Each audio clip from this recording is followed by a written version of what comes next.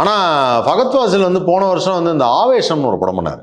அந்த படத்தில் வந்து ஒரு பெரிய கேங்ஸ்டர் ரவுடி அந்த மாதிரி ஒரு விஷயம்னு வச்சுங்களேன். அந்த கதைப்படி அது நடித்த கதாபாத்திரத்துக்கு அப்புறம் வந்து அவருக்கு வீட்டில் இருக்கும் போதெல்லாமே அந்த சட்டுன்னு கோவம் வர்றது, சட்டுன்னு சிரிக்கிறது, அந்த மாதிரி வந்து அவருடைய கேரக்டர் மாறிட்டே இருக்கிறதுன்னு சொல்லி போய் காமிக்கும்போது அதுக்கு ஒரு இது சொன்னாங்க. அதாவது என்னன்னா attention deficit hyper active disorder அப்படின்னு சொல்லிட்டு ஒன்று, ADHD அப்படின்னு சொல்லிட்டு அதனால பாதிக்கப்பட்டிருக்காரு அப்படின்னு சொல்லி இது பண்ணாங்க. டாக்டர்ஸும் பேசினாங்க. அது அந்த பேரே குழப்பமா இருக்கு சார். அதான் பேரே குழப்பமா இருக்குன்னா பாத்தீங்கன்னா ஆக்சுவலா என்னன்னா அது மாதிரி ஒரு டிசார்டர் இருக்கு அப்படின்னு சொன்னோம்னா உடனே போய் ஒரு ட்ரீட்மெண்ட் எடுக்கணும்னு சொல்லி போயிருக்காரு. அவங்க சொல்லியிருக்காங்க இல்லை இது சிறு வயதுலேருந்தே இருக்கிறதுக்கு வாய்ப்பு இருக்குது, பட் இது கொஞ்சம் கொஞ்சமாக ட்ரீட்மெண்ட் எடுத்தால் சரியாயிடும் அப்படின்னு இருக்காங்க.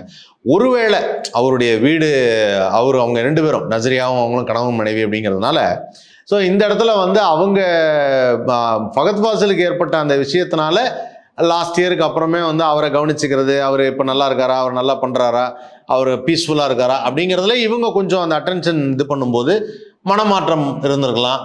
யாராவது கதை வந்து சொல்ல வரும்போது சார் அப்புறம் கேட்டுக்கலாம் சார் இப்போ எனக்கு அதுக்கான நேரம் இல்லை அப்படின்னு சொல்லியிருக்கலாம்.